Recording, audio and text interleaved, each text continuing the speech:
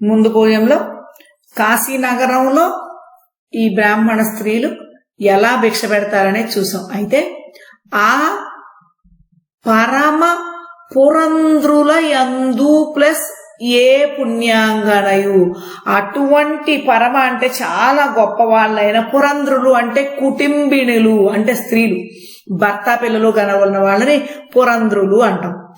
ఆ పరమ పురంధ్రుల యందు అటువంటి గొప్ప స్త్రీలలో ఏ పుణ్యాంగనయు, ఏ పుణ్య స్త్రీ కూడా, ఏ పుణ్యవతి కూడా భిక్ష ఇడదయ్యే. అరే భిక్ష పెట్టలేదే కట, అయ్యో రేపాడి పొద్దున్నే మేలుకొని లేచి ఏను ప్లస్ ఏ పాపాత్ముని ముఖము, నేను ఏ పాపాత్ముని ముఖము వీక్షించితునో, ఏ దుర్మార్గుడి ముఖం చూచాను. దీని భావం ఏంటి? అటువంటి కాశీభవాని చెలికత్తెలు ఉన్న ఆ స్త్రీలలో ఏ పుణ్యస్త్రీ కూడా భిక్ష పెట్టదు. నేను పొద్దున్నే లేచి ఎవరి ముఖం చూచానో అని అనుకుంటూ ఉపవసింతుము కాక, సరేలే ఏం చేస్తాం, ఇక ఈరోజు ఉపవాసం ఉంటాము, ఉడిగి మడిగి, ఉపవసింతుము గాక నేడు ఉడిగి మడిగి, ఈ రోజుకి మానేసి తిండి మానేసి ఉంటాం, ఉపవాసం ఉంటాం. ఇంకేం చేస్తాం? అస్తమిస్తున్నాడు ఎవరు? అహిమబానుడు. హిమము అంటే చల్లని, అహిమము అంటే చల్లనివి కాని కిరణాలు కలిగిన వాడు. అహిమబానుడు సూర్యుడు. ఎంత మీనింగ్ ఉందో చూడండి. హిమాలయాలు అంటే మంచు పర్వతాలు, అహిమబానుడు అంటే చల్లనివి కాని కిరణాలు అంటే వేడి కిరణాలు కలవాడు సూర్యుడు.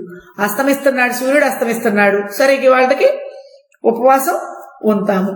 ఢిల్లీ వెళ్ళి పారణకైనా లేదెట్లే మనకు ఇవాళ ఉపవాసానికి ఉండి, పారణకు ఉపవాసం ఉండి మర్నాడు భోజనానికైనా, పారణకైనా మర్నాడు భోజనానికైనా లేదెట్లే మనకు కనీసం మర్నాడైనా భోజనం ఉండకపోతుందా? ఉంటది కదా. ఓకే,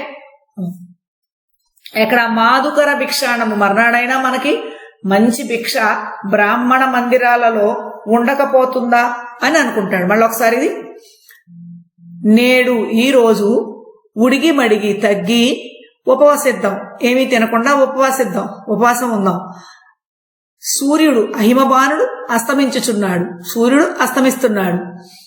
ఢిల్లీ పారణకైనా లేదెట్లే, రేపైనా సరే కనీసం మనకు ఉండకపోతుందా మాధుకర భిక్ష బ్రాహ్మణ మందిరాల్లో రేపైనా ఉండకపోతుందా అని వాళ్ళు వేద వ్యాసుడు ఈ రోజుకి సరిపెట్టుకుంటాడు.